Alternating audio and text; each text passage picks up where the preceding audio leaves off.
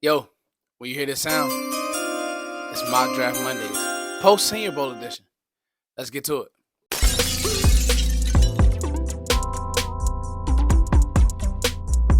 Yo, what's going on, y'all? It's your boy Foots, man. I'm pushing. Many of you may know, yesterday my grandmother transitioned, and this isn't a time of mourning. It's a time of, man, just I'm doing what she would want me to be doing right now.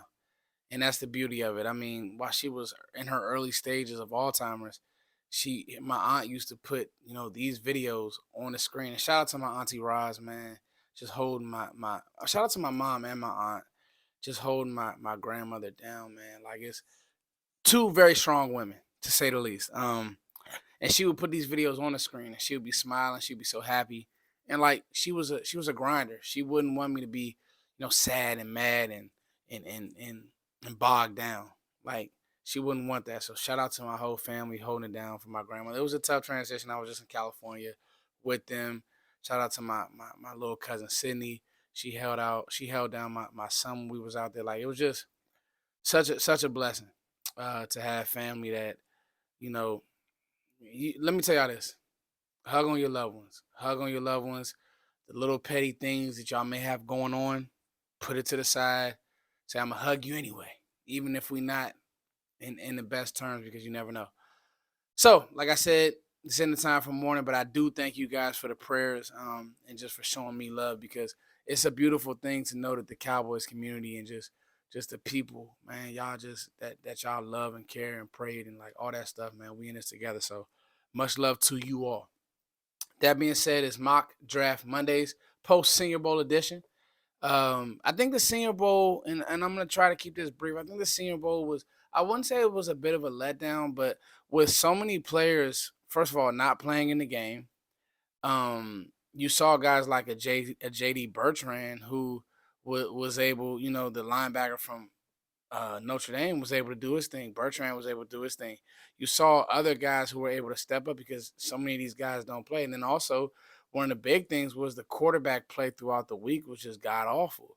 But you did have some players who I thought stood out. I thought Xavier Leggett was rough early. Then he was able to get himself together and play really clean. I thought obviously Roman Wilson and Lad McConkey did their thing. I thought that the Missouri DN tackle was amazing. I thought that all these tackles, like the bigger name tackles, were really good. Guyton, and one of the guys that I put in this mock draft. So all in all, I think the Senior Bowl was good, with a letdown from honestly the headliner quarterbacks, and really the only quarterback to me who really earned some money was Spencer Rattler. I thought that Spencer Rattler was really cool, but nonetheless, I got a got a 3 round mock edition for the Cowboys, and I think that with this one, I wanted to attack things a little bit different. So last week, again, this is just us getting familiar with the names.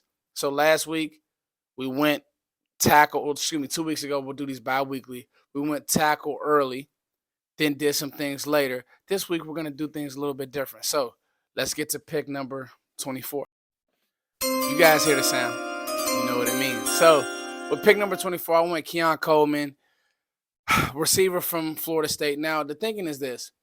While I know that the Cowboys may go tackle guard, a position, a lineman with position flex, part of me is saying you can kind of wait for those guys because of just how deep this class is.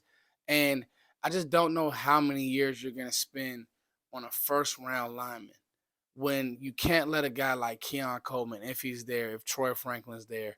I thought Xavier Leggett may have hurt his stock in a sense, but some of that also has to do with the quarterback play of the Senior Bowl. But one of those type guys, a receiver, because it is a true need, and they may be the best player available on your board.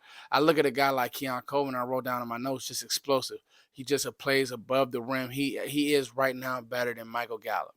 And so maybe because, again, you need to look at this roster and say, who's a few guys that I can possibly flip for some picks. The Cowboys only have 3 picks, or like it's 3 picks, and then you just go get lunch and just chill for the rest of the draft until the 7th round. So trading back here could be an option. But I went Keon Coleman. I just think the way he attacks the ball, the way he plays after the catch. I think people don't realize this. While he may give possession receiver vibes, he also return punts for Florida State. So he was at Michigan State. He was kind of not being used correctly. He gets to Florida State, and they just do an outstanding job in that offense of just getting him the ball, letting him be an athlete, letting him play above the rim.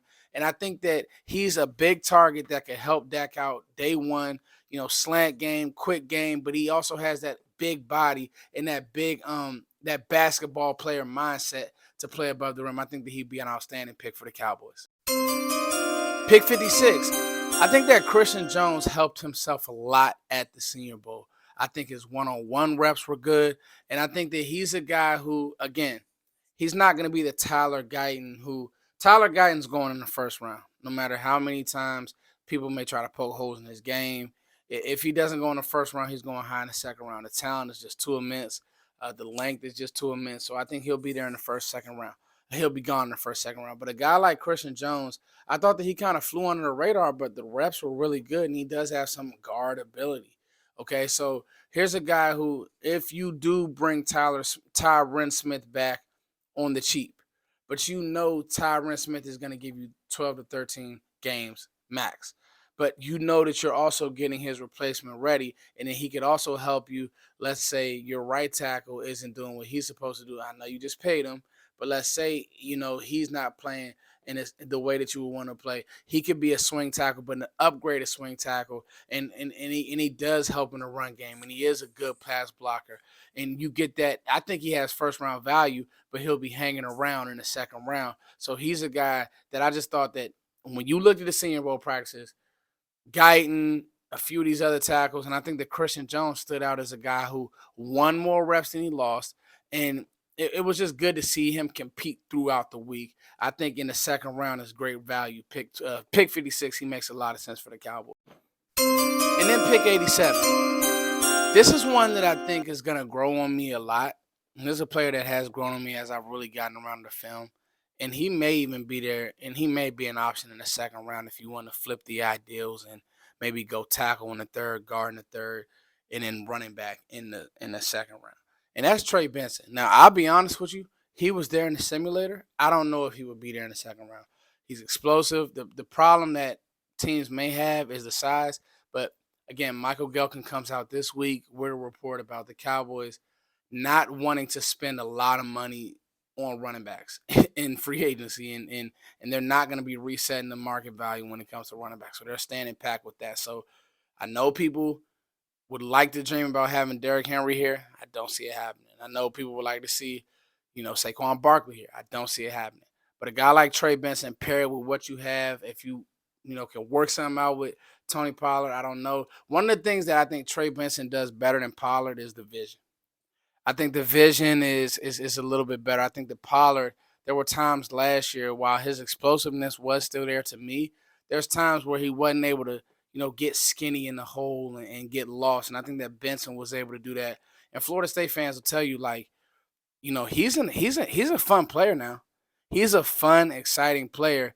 And again, you need guys who are going to come in and help you right now. Now, I also almost went linebacker 87. I almost went either one of the Notre Dame linebackers. I thought both of those guys really helped themselves and helped their stock at the Senior Bowl. But ultimately, I went Trey Benson. I just look at a guy who's extremely shifty, extremely powerful, low to the ground, good center of gravity. I think that he can come in and help the Cowboys right now with what you have. Maybe if you want to make Rico Dowdle the lead guy early, and then let these guys just share carries depending on what you do with Tony Pollard. So this is our mock draft Mondays. Again, just getting familiar with these guys. We went 2 Florida State athletes, and then we went Christian Jones. I think that would help you right away.